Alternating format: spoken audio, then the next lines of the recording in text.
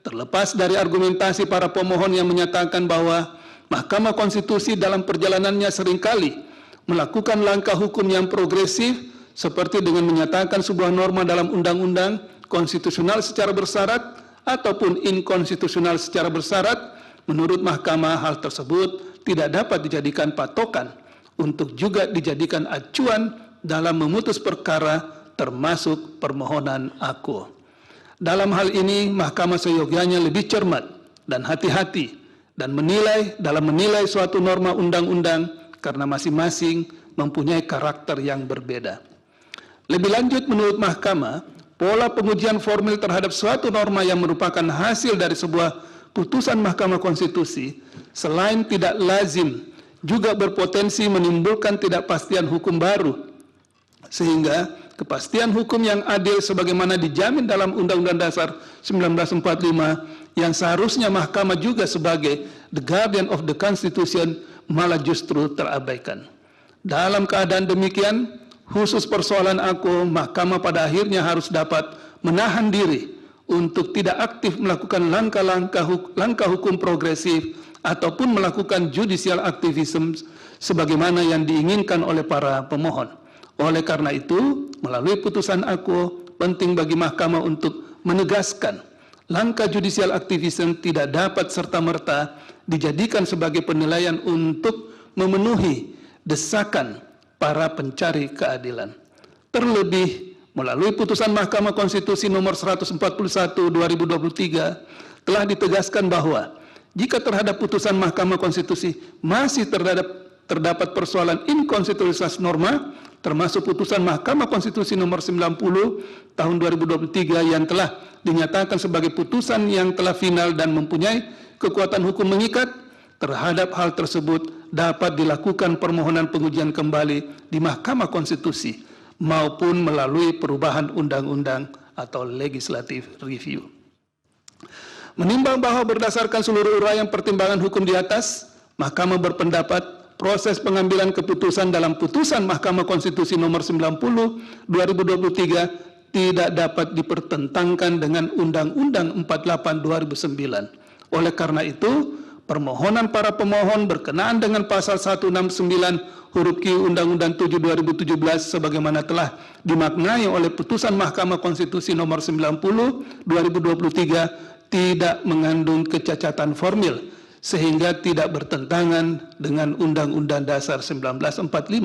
Dengan demikian, pasal 169 huruf Q Undang-Undang 7 2017 sebagaimana telah dimaknai oleh putusan Mahkamah Konstitusi nomor 90 tahun 2023 tetap mempunyai kekuatan hukum mengikat dan karenanya permohonan para pemohon adalah tidak beralasan menurut hukum untuk seluruhnya.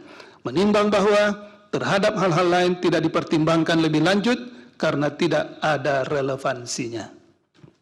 Konklusi, berdasarkan penilaian atas fakta dan hukum sebagaimana diuraikan di atas, Mahkamah berkesimpulan, Mahkamah berwenang mengadili permohonan aku. Para pemohon memiliki kedudukan hukum untuk mengajukan permohonan aku. Permohonan provisi para pemohon tidak berdasarkan menurut hukum. Pokok permohonan para pemohon tidak berdasarkan menurut hukum untuk seluruhnya. Berdasarkan Undang-Undang Dasar Negara Republik Indonesia tahun 1945, Undang-Undang Nomor 24 tahun 2003 tentang Mahkamah Konstitusi dan seterusnya dianggap dibacakan. Amar putusan mengadili dalam provisi menolak permohonan provisi para pemohon. Dalam pokok permohonan menolak permohonan para pemohon untuk seluruhnya. Alasan berbeda atau concurring opinion terhadap putusan Mahkamah Konstitusi aku, dua hakim konstitusi yaitu Hakim Konstitusi Arif Hidayat dan Hakim Konstitusi Eni Nurbaningsih memiliki alasan berbeda atau concurring opinion sebagai berikut.